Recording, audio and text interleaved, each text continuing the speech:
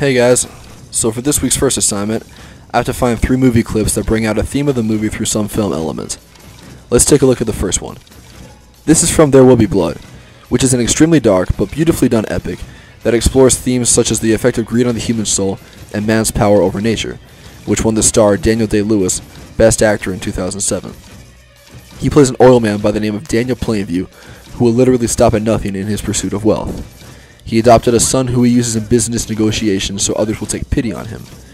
He has no qualms about using people as pawns, and in this scene, where his oil well is set on fire by a huge gas explosion, he realizes that there is an ocean of oil underneath his feet, and that if he were able to extract it, his dreams of riches would finally be realized. Note that his adopted son was injured in the explosion, but consumed by greed as he is, Daniel pays no attention to him. Here we see that the lighting from the fire, combined with a coat of oil on him, makes him look like a demon out of hell, and this is no accident. The director Paul Thomas Anderson used the lighting and scenery to underscore his message about greed, in keeping with the spirit of Plato. Now this is the very end of the movie. Daniel, fueled by enmity, has just brutally murdered his greatest enemy, who had seen how evil he was and fought against him his entire life.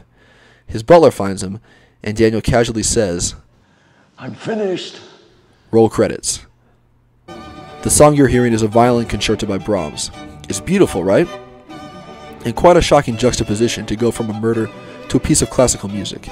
But Anderson did that to make the point that Daniel Plainview feels nothing. No emotion, no guilt, and so for him there's nothing shocking about finishing up a murder with a violin concerto.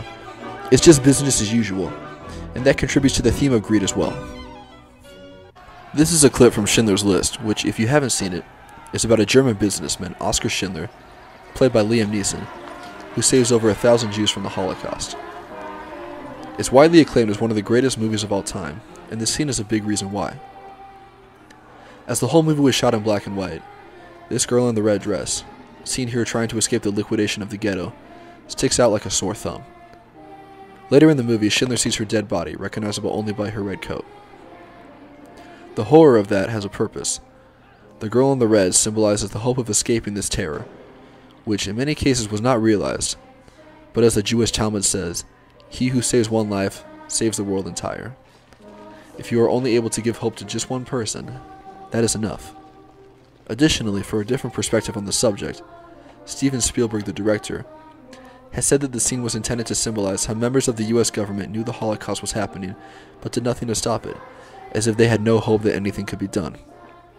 Schindler's List is an incredibly powerful movie, and an example of the best that filmmaking has to offer, but it would never have been a classic without its multifaceted exemplification of the theme of hope. Well, that's all I have for today. Hopefully next week will be a little more upbeat. Later.